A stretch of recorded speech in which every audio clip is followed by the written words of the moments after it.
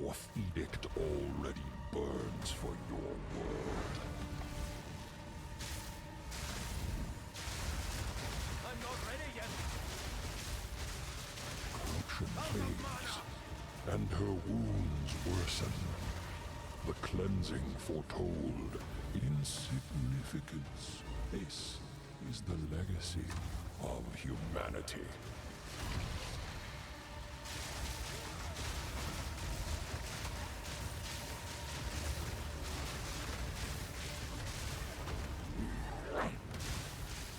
Acquiesce.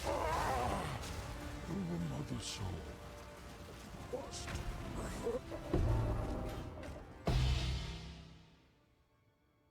Hey exiles, today I got a quick showcase of the build I am currently working on. I started with an idea of exploring Druid's ascendancy, the Oracle, paired with Arc. Yes, because I'm still on my quest to completely ignore Spark's existence. There are a few synergies that make this build stand out. Just a quick disclaimer though, it's not exactly a cheap league starter. You can start with it, but progressing from basic tier 15s maps to full juiced ones will take some time. The build really starts to shine once you invest around at least 15 divines. That's because we want Arc to hit as hard as possible.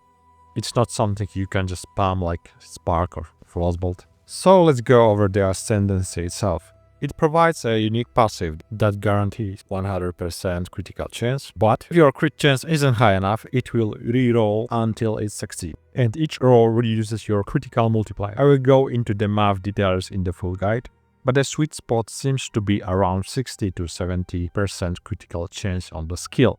With guaranteed crits, we can really abuse Choir of the Storm. Since we always crit, Arc has no trouble melting higher resistances mobs in tier 17's maps, and we are constantly triggering the lightning bolt effect. Sure, it got nerfed, but it's still a fun addition that adds solid value. The previous ascendancy point is just a nice defensive perk, not fancy, but it helps. Another strong aspect of the Oracle is the Unseen Path, which gives us extra passive points to play with. And some of those new nodes can be pretty insane: extra crit chance, arcane staff, and strength stacking for more spell damage, especially when paired with Heroic Tragedy Timeless Duel, which converts strength into additional ES. Now for the most fun part, the Keystone Enjoyer passive, which is Entwined Realities, is basically the from nothing at home version, but this one is actually quite solid. It lets you grab nearby goodies around keystones without guilt. It's especially strong with Timeless Duels, since we don't have to waste travel point to reach those beefy ES or elemental damage nodes. Sadly, there is no Timeless Duel calculator yet, so for now we are buying them blindly. I guess I got lucky, my second roll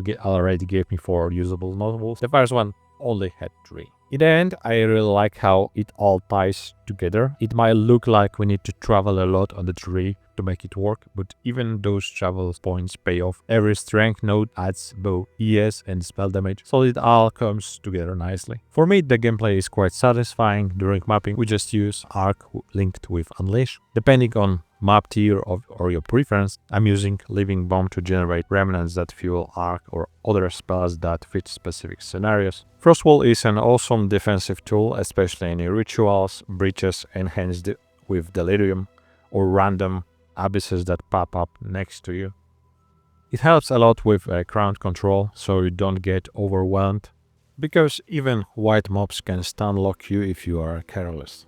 Firestorm is additional damage source against tougher enemies like the bosses or abyss monsters. First Nova is my panic button, though you need to watch out. It can easily get interrupted if you are slowed by temple chains or chill ground. Frostbomb just adds extra exposure for pinnacle bosses. And speaking about bosses, it gets a bit tricky. I don't decrease their power, I'm fighting the merciless versions of pinnacles, so I'm constantly juggling mana management and 5 different skills. As you probably know, Arc alone doesn't carry too hard in that situation. There's one aura that saves the day, and it's mana remnants, so we can refill the mana needed for the comets or just regular spells.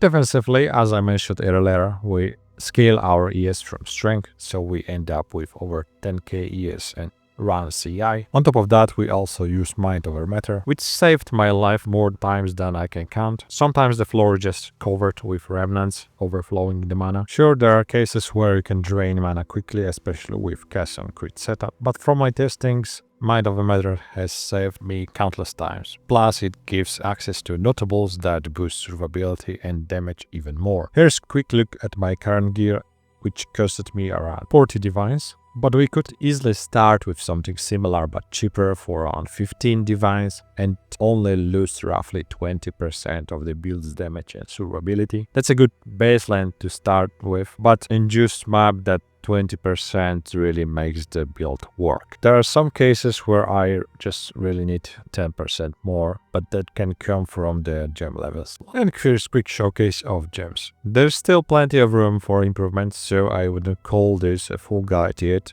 I'm still testing different spells. Recently I tried using Frostbolt as my main skill, but it really struggled with resistances in juiced maps. That's mostly because Fire of the Storm doesn't support it nearly as well. As you can see, there's still some missing damage too, since none of the gems are even level 20 yet. Still waiting for my first one to drop.